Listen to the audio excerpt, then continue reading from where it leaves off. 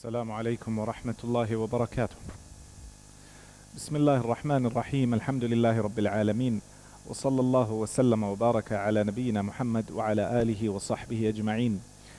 Beloved brothers and sisters in Islam, from the very beginning of Ramadan and over the last few days, we've been going over some of the signs of Qiyamah. We've been over the bulk or the majority of the minor signs of Qiyamah. And yesterday we started off with the major signs of the Day of Judgment. Just a quick recap for those who are joining us now. We said the Messenger sallallahu alaihi wasallam informed us that there are many signs that will occur before Qiyamah, before the hour is established, before the world comes to an end. Some of these signs have already happened. Some of them we are currently witnessing. And there are those which are still going to come. Most of the scholars, when looking at these signs, they divide them into two categories. The first are those which are considered to be minor signs. And then, as we mentioned, the Messenger sallallahu alaihi wasallam, he informs us in a hadith recorded in Sahih Muslim that the hour will not be established until you see 10 signs. And from this hadith, the ulama consider these to be the major signs. In some narrations, the Messenger sallallahu alaihi wasallam says that these major signs are like the beads of a necklace. When this necklace is cut open and the first bead comes out, all the others will follow very quickly. And yesterday we touched on the first major sign, which was the Dajjal, or the Antichrist. And this sign is related to the ones which will come today. We mentioned that the Messenger sallallahu alaihi wasallam told us that he is one of the greatest, if not the greatest fitna, that the people will witness, because he will be given powers by Allah subhanahu wa ta'ala.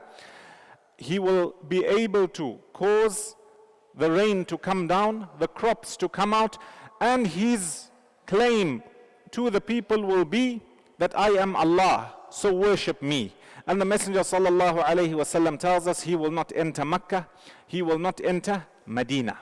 Now, in some narrations of the hadith, it's recorded that the Dajjal, the Antichrist, will be coming towards Medina. And every time he tries to enter, on the outskirts he will be met by angels, so he will be unable to enter. So he will cause Medina to shake or to tremble, thalatha rajafat, 3 times. And the Messenger sallallahu alaihi wasallam says that with this shaking and with this trembling of Medina, everybody who had nifaq in them, those who were hypocrites, those who didn't truly believe, etc., they will come out of Medina. It's like they will be expelled from Medina and they will go to the Dajjal or the Antichrist.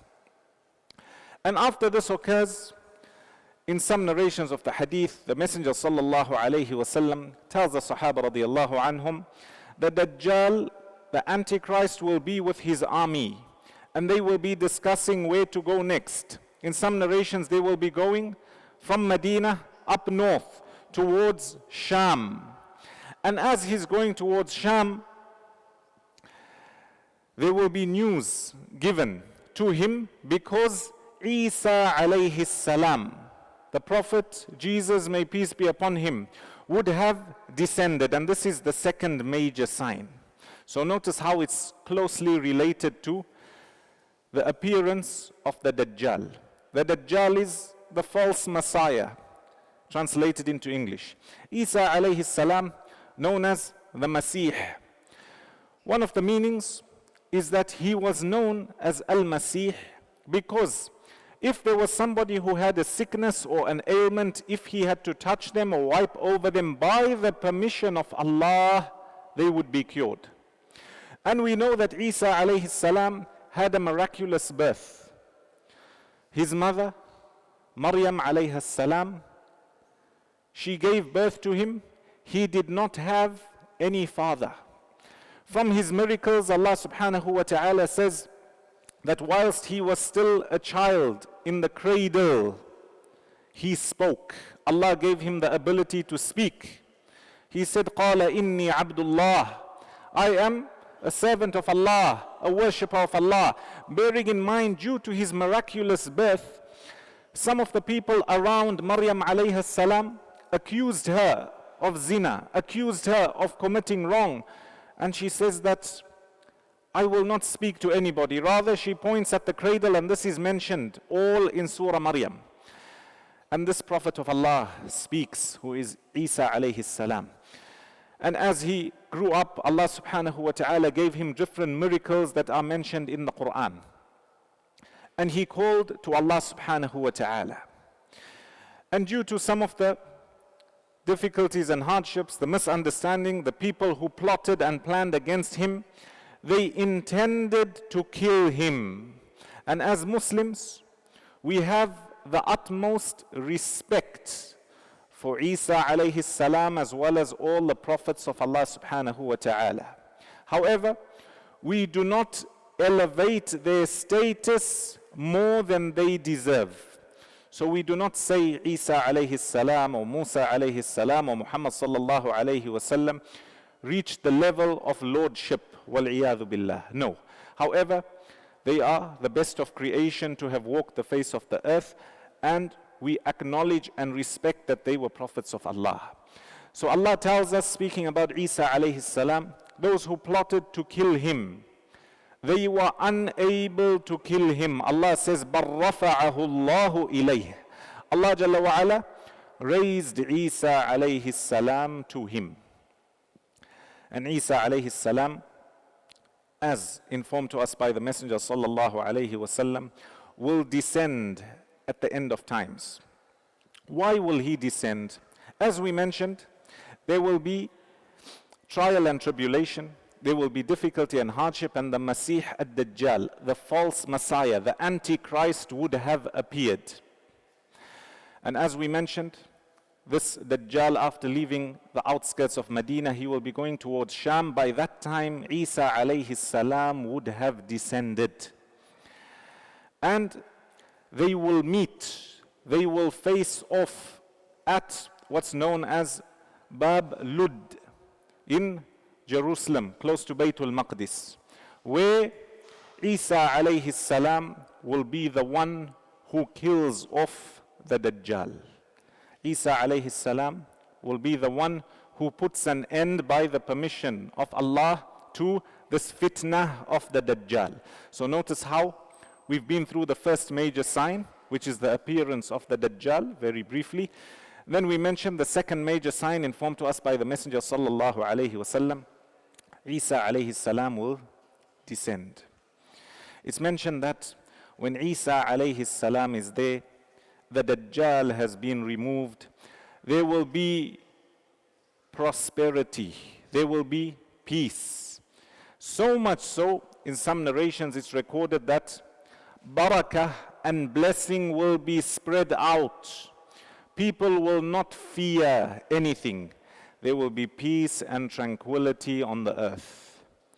Thereafter, the third major sign, as recorded in this hadith, Allah Jalla wa ala informs us, or in fact, the Messenger sallallahu alayhi wasallam in this hadith informs us of the appearance of Ya'juj and Ma'juj, Gog and Magog. Who are they?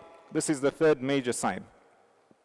Allah Jalla wa ala, towards the end of Surah Kahf, He makes mention of the story of Dhul Qarnayn.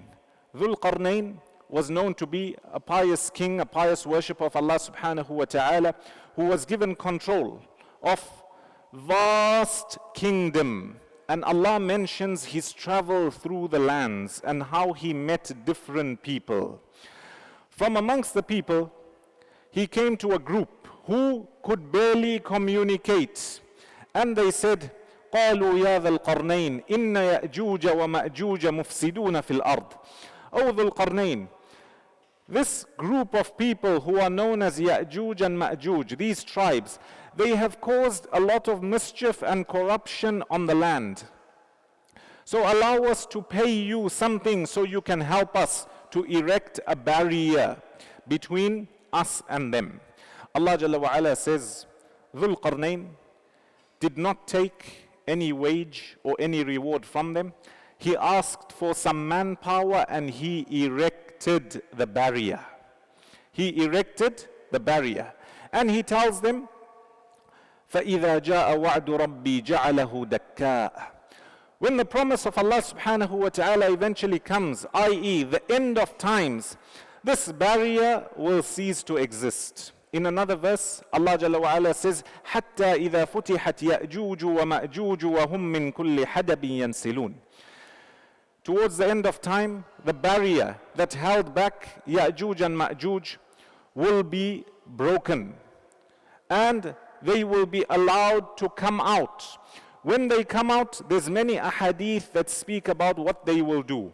Some authentic, others good, and others which are very weak, close onto fabricated. We stick to that which is authentic.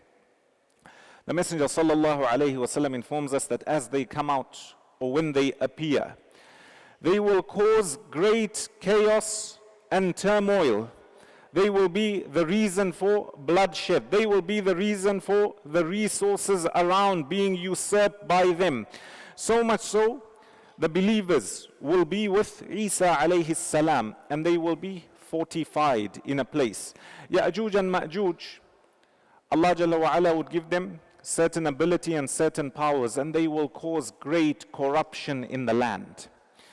And their demise will occur by obviously them reaching a state or a level of such arrogance and haughtiness that they think there is nothing left on earth for them to conquer. And the Messenger sallallahu alaihi wasallam says, they will go to their resting place, or they will go to sleep, and they will be overtaken by a disease, a type of worm that will start in the neck. We could call it in our terms like a pandemic or a plague. And this will cause them all to die and to pass away. That's one of the riwayat that mention the end of Ya'juj and Ma'juj. Again, we don't have much time, but in brief, great trial, great tribulation. The Messenger sallallahu alaihi wasallam informs us in a hadith that even after the trial of Ya'juj and Ma'juj, people will still make Hajj. People will still go for Hajj. In some narrations it's mentioned that even Isa alayhi salam will go for Hajj. Prosperity and goodness will spread. There will be no more war, recorded in some ahadith, after the fitnah of Ya'juj and Ma'juj. Thereafter Isa alayhi salam would rule for a period of time, and Allah subhanahu wa ta'ala will eventually take him away. He will be caused to pass away, as well as the believers. In the same hadith, the Messenger sallallahu alayhi wasallam informs us that the fourth, the fifth, and the sixth sign from the major signs of Qiyamah will be landslides. You know, when the earth swallows itself up, or there's a big hole, literally they call it a landslide. In our terms, we categorize it as a natural disaster. These have happened, they happen at times, will happen. However, the Messenger sallallahu alaihi wasallam in this hadith is telling us that there will be three major landslides. خُسُوفٌ فِي الْمَشْرِقِ, one in the east, وَخُسُوفٌ فِي الْمَغْرِبِ, one in the west, وَخُسُوفٌ فِي جَزِيرَةِ الْعَرَبِ, and one in the Arabian Peninsula. And these will be extremely major. Their news will spread. Everybody will know about them. And as you notice, towards the end of times, especially now, we face a lot of natural disasters. May Allah protect one and all. A lot. And we mentioned some of the minor signs. Earthquakes would increase. We mentioned that a few days ago. This with regards to the major signs, the Messenger sallallahu alaihi wasallam is telling us these three major landslides will occur, and the people will know about them. And thereafter, as we mentioned at the beginning, once one of the signs appear, they all start to fall one by one, one by one. The Messenger sallallahu alayhi wasallam, speaking about the seventh sign, he says it's known as the dukhan, or the smoke. Allah makes mention of it in the Quran. فَارْتَقِبْ يَوْمَ تَأْتِي السَّمَاءُ بِدُخَانٍ مُبِينٍ يَغْشَى النَّاسِ هَذَا عَذَابٌ أَلِيمٌ. Are they waiting or wait for the great smoke that will appear in the sky? It will engulf or cover everything. The people at that time, they will call out to Allah, رَبَّنَا اكْشِفْ عَنَّا الْعَذَابِ إِنَّا مُؤْمِنُونَ. Oh Allah, remove this calamity from us. Remove this punishment from us. And Allah says, أَنَّا لَهُمُ الذِّكْرَى وَقَدْ جَاءَهُمْ رَسُولٌ مُبِينٌ. Is it now that they want to remember? And before that, a clear prophet came from Allah subhanahu wa ta'ala. They had the opportunities to believe. They had the opportunities to get closer to Allah subhanahu wa ta'ala. And now when this great smoke engulfs everything, they want to turn back to Him. And the Messenger sallallahu alayhi wasallam informs us that this is one of the major signs of Qiyamah, which we have not yet seen. The one after that is known as the Dabbah. A Dabbah meaning the beast. Allah Jalla wa Ala makes mention of this beast in the Quran. وَإِذَا وَقَعَ الْقَوْلُ عَلَيْهِمْ أَخْرَجْنَا لَهُمْ دَابَّةً مِّنَ الْأَرْضِ تُكَلِّمُهُمْ أَنَّ النَّاسَ كَانُوا بِآيَاتِنَا لَا يُوقِنُونَ. When the time eventually comes, in this difficult and hard time of trial and tribulation, Allah will cause the beast to emerge. What exactly is this beast? Some mention it will appear from Mount Safa. Some mention that. Others have different things which they mention. However, what we know, Allah Jalla wa Ala spoke about it in the Quran, and we believe. And this beast, according to some interpretations, will speak to the people. It will remind the people. But at that time, due to the lack of iman, the weakness of the people, the trial and tribulation, they will not be satisfied and they will not believe. Allah Jalla wa Ala says, أَنَّ النَّاسَ كَانُوا بِآيَاتِنَا لَا يُوقِنُونَ. And this, my beloved brothers and sisters in Islam, the eighth major sign in this hadith mentioned to us by the Messenger sallallahu alayhi wasallam. Thereafter, the ninth sign that will appear is the sun rising from the west. And this sign, my beloved brothers and sisters, is one of the signs that signifies the closing of the doors of Tawbah. There will be no more repentance or turning to Allah when this sign occurs. Why? The Messenger sallallahu alayhi wasallam tells us in a hadith that one of the signs of the hour is the sun. The sun, which we know to always rise in the east, set in the west. He says the sun will rise from the west and everybody will witness it. However, it will be too late. When everybody witnesses it, they will want to believe. But the doors of forgiveness, the doors of tawbah will be closed. Allah Jalla wa Ala makes mention in the Quran. He says that there are some signs. When they come, they will not benefit a person, or a person's belief will not benefit them. يَوْمَ تَأْتِي بَعْضُ آيَاتِ رَبِّكَ لَا يَنْفَعُ نَفْسًا إِيمَانُهَا لَمْ تَكُنْ آمَنَتْ مِنْ قَبْلِ. Some signs, when they come and they appear, a person turning at that moment, it will not benefit them unless they believed before. And with this, I'd like to remind myself and yourselves, there are two times, major times, where tawbah is not accepted. One is the one we just mentioned, where the sun rises from the west. The other is when a person sees death. Allah says, وَلَيْسَتِ التَّوْبَةُ لِلَّذِينَ يَعْمَلُونَ السَّيِّئَاتِ حَتَّى إِذَا حَضَرَ أَحَدَهُمُ الْمَوْتِ قَالَ إِنِّي تُبْتُ الْآنِ. When a person, he says there's no tawbah for the one who, when he sees death, the soul is being taken out, that's when he wants to repent. As difficult and as scary as it sounds, this should give us hope for the fact that we are still living. We haven't seen the sign of the sun rising from the west, nor have we seen death yet. In fact, we're living with great opportunity, great ability. In this beautiful month of Ramadan, Allah has made doing good deeds easy for you. Allah has made it easy for you to turn to Him. Allah has made ibadah accessible to you. You have community doing goodness. Whilst you have the opportunity, seize it. Because a time will come where your life will end, or if a person had to witness it, the sun will rise from the west. So that is 9 major signs we've taken. The 10th mentioned to us in this hadith by the Messenger sallallahu alaihi wasallam, he says that a great fire will appear.